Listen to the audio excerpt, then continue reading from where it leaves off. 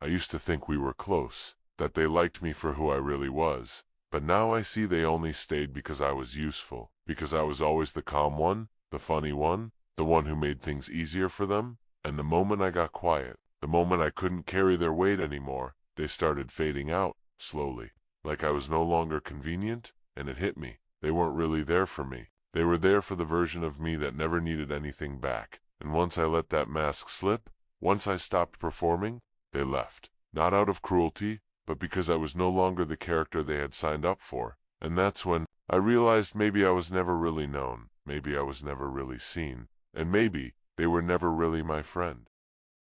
It didn't happen in some big dramatic moment. It was quiet, almost invisible. Just a shift in how I showed up. I stopped laughing when things weren't funny. I stopped saying yes when I meant no. I let my voice sound tired when I was tired. And I didn't apologize for it. I didn't know it then. But that's the day everything started to change. The people who said they loved me, they started pulling back. It wasn't aggressive. It was subtle. Texts slowed down. Invitations stopped coming. Conversations got shorter, colder, quieter. And I remember thinking, is it something I did? Did I say too much? Was I too heavy? Too raw? Too real? But the truth is, I just stopped pretending. I stopped being the version of me they were comfortable with. I took off the mask I didn't even realize I was wearing, and the moment I did, I saw who really stayed and who only loved the performance, because that's what it was, a performance. Years of being agreeable, being easy to be around, always available, always fine, always fixing things. And the one time I needed to not be okay, it was too much for them, too inconvenient, too unfamiliar, so they left, not in anger, but in silence. And that silence said everything. It said, we liked you better when you didn't need anything. And it hurt, not just because they left, but because I realized how long I'd been hiding, how much of myself I'd been editing just to belong. And in the end, they weren't the ones who betrayed me. I betrayed myself first, by believing I had to earn their love, by being easy to love. I used to wonder why people started acting strange when I grew up, not just in success, but emotionally, when I began setting boundaries, saying no without guilt, or speaking up about what actually bothered me. Something in them shifted. They'd say things like, you've changed, you're different now. And I always thought that was the point, to grow, to evolve, to stop betraying myself just to keep peace. But what I didn't realize then was, they weren't reacting to the real me, they were reacting to the parts of me they couldn't face in themselves. The moment I showed strength, they saw their own passivity. When I stopped shrinking, they felt exposed, uncomfortable, out of control. And I started to understand. They didn't need me to be okay, they needed me to be predictable, small, familiar, someone who kept their own darkness unthreatened. Because the moment I stepped out of my role, the peacemaker, the listener, the fixer, I became a mirror. And not everyone wants to look in a mirror, not when it shows them the parts they've buried. Carl Jung once said, everything that irritates us about others can lead us to an understanding of ourselves. And suddenly it made sense. They weren't pulling away because I had become someone worse. They were pulling away because I had become someone they no longer had control over. Someone who no longer fit the role they had written for me in, their unspoken script. And what hurt the most wasn't their withdrawal. It was realizing that the love I thought was unconditional had so many silent conditions. Like stay agreeable, stay small, don't grow faster than me, don't outshine me, don't need anything I don't know how to give. And the moment I broke those rules without even realizing it, I broke the illusion, and they left.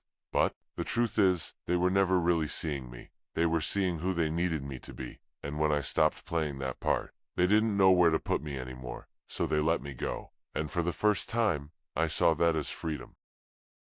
For the longest time, I thought those connections were real. The late-night talks, the inside jokes, the birthdays remembered. It all felt like intimacy, like I was known, like I mattered. But now I look back and realize we were both just performing. I wasn't being real, and neither were they.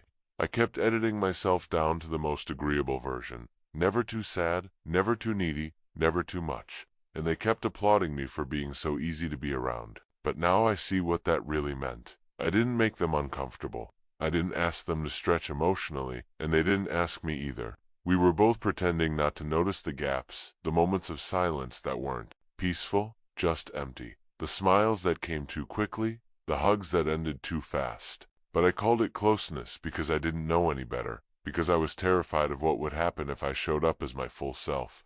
With all the contradictions, all the moods, all the questions, Carl Jung wrote, the most terrifying thing is to accept oneself completely, and he was right, because the moment I started showing up unfiltered, I saw how thin the fabric of those connections really was. It wasn't intimacy, it was mutual performance.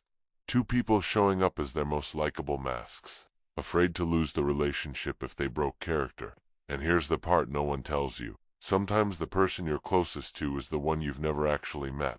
Not because they lied, but because neither of you ever dared to stop pretending. And when that illusion starts to crack, it doesn't explode, it dissolves. Slowly, awkwardly. You stop texting first. They stop asking how you are. You both blame, life's getting busy, but deep down, you know.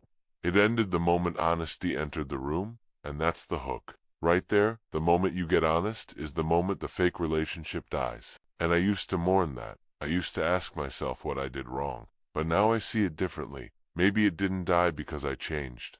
Maybe it died because I finally stopped hiding. And the truth is, any connection that can't survive your honesty was never a connection at all. It wasn't loud, it wasn't dramatic, it came in the quiet moments. The unread message, the last-minute excuse, the way they changed the subject every time I brought up something real. That's when the illusion broke, not in some explosion, but in small silences that used to be filled with laughter. I started to notice how every time I got honest, they got uncomfortable. When I said I was tired, they called me distant. When I said I needed space, they said I was pushing them away. But all I was doing was being human, and it made me realize something painful. The version of me they loved wasn't real. It was crafted, softened, agreeable. I had trained myself to be that way for years, thinking it would keep me connected, thinking it was love. But the day I showed up as myself, no extra smile, no extra energy, just me. They left, and not all at once, but slowly, strategically, in pieces. Carl Jung once said, "We cannot change anything until we accept it. Condemnation does not liberate, it oppresses." And that hit me hard, because I had been condemning my own needs just to feel accepted.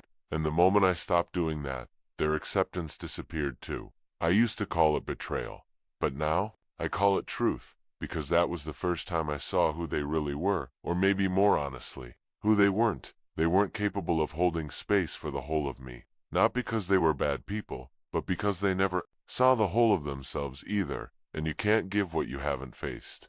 That day, the illusion didn't just break between me and them. It shattered between me and the version of love I used to believe in. And once you see it, really see it, there's no going back. The part that hurts the most is not that they left. It's realizing how long I stayed invisible just to keep them close. But I promise you, the day the illusion breaks is also the day the healing starts. Because once you've seen the performance for what it is, you stop auditioning. And that's when real connection, the kind that doesn't flinch when you show up messy, can finally begin.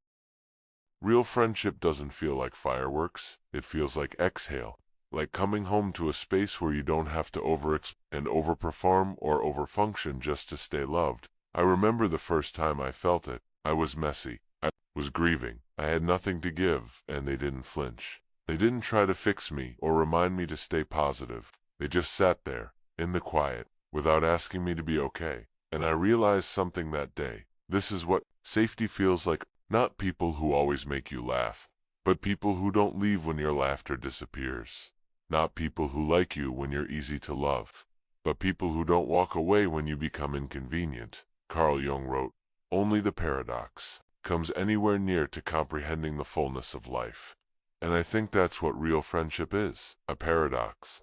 It's being accepted in your contradiction, being loved, not despite your darkness, but through it. It's not about being liked all the time, it's about being allowed to change, to outgrow old roles, to be seen failing and not be discarded. The truth is, most people don't know what to do with the full spectrum of another human being. They want the highlight reel, the light version, the parts that make them feel safe and comfortable, but real friends hold space for your complexity.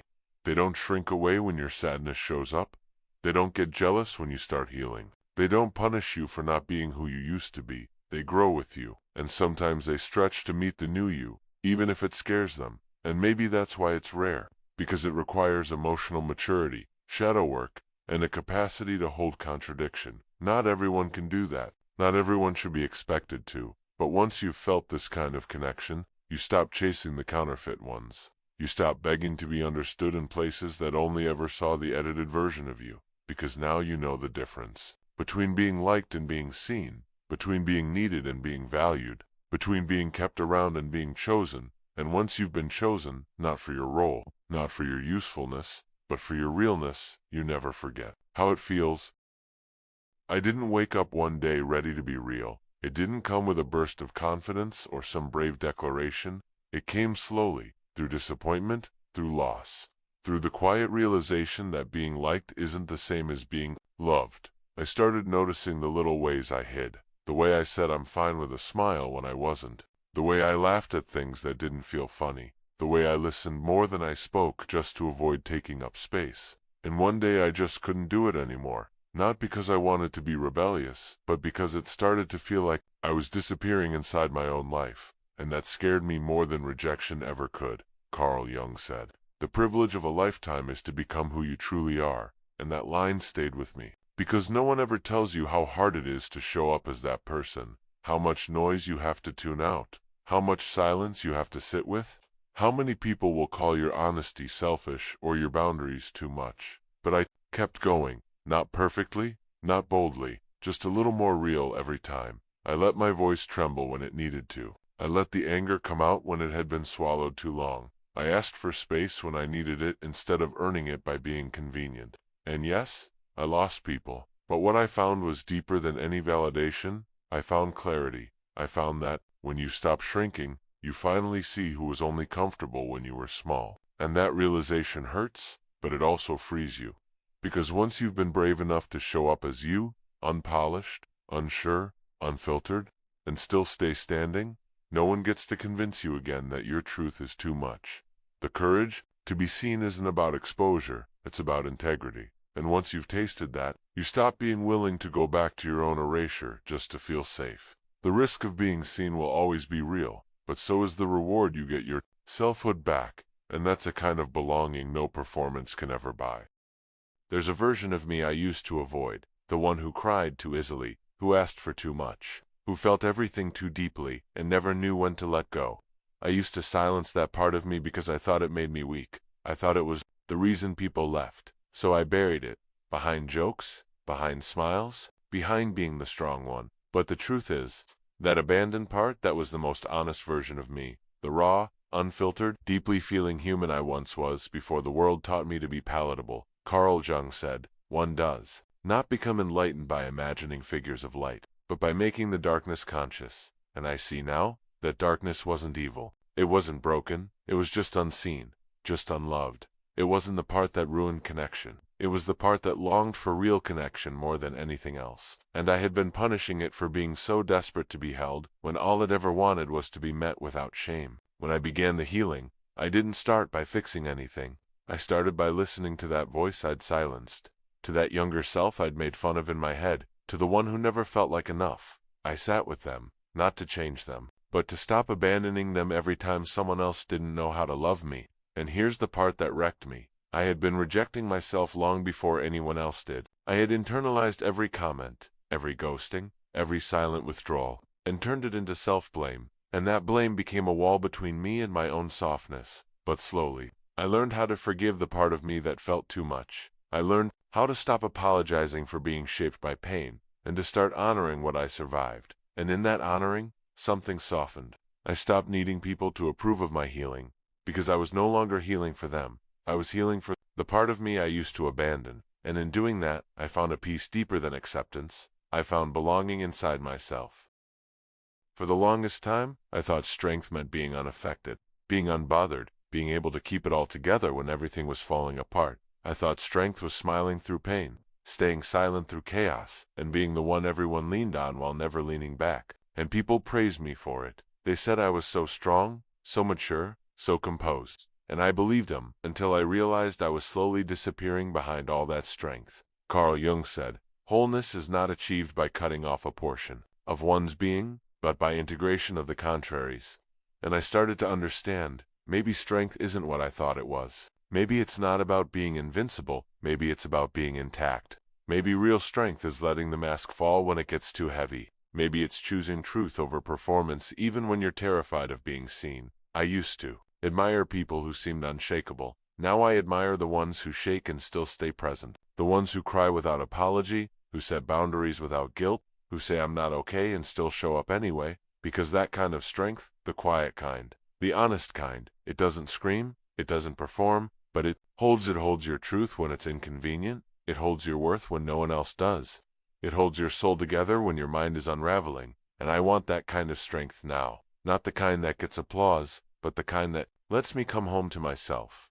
The kind that allows softness without shame, mess without punishment, and growth without asking permission. Because if I have to break myself into parts just to be loved, then that love isn't strong. I am. And once I realized that, I stopped being impressed by people who called me strong but disappeared when I showed weakness. I stopped trying to earn their validation, and I started defining strength for myself, not as the absence of pain, but as the courage to carry it in the open. They called you cold because you didn't open up easily, because you didn't overshare, because you didn't cry where they could see it. They mistook your silence for distance, your boundaries for arrogance, your guardedness for indifference. But they didn't see the nights you stayed up overthinking every conversation. They didn't see how many times you rehearsed vulnerability in your head and still couldn't speak. They didn't know that what looked like cold was really a body frozen in protection, a soul that had learned the hard way that being open meant getting hurt. Carl Jung said, "Shame is a soul-eating emotion." And you carried so much shame for how long you stayed hidden, for how long you survived by blending in, by being quiet, by disappearing in plain sight. But here's what no one tells you. You were never cold. You were strategic. You were protecting something sacred inside you that had been bruised too many times to keep offering itself up freely. You weren't distant. You were discerning. You weren't emotionless. You were exhausted. And everything you did to stay alive, the shutting down, the walking away early before they could, it wasn't weakness. It was wisdom born from pain. The truth is, survival doesn't always look graceful. Sometimes it looks like silence. Sometimes it looks like being misunderstood. But you kept going. You kept feeling even when no one saw it. And that, right there, is not coldness. That's resilience. And I hope one day you stop apologizing for how you made it through.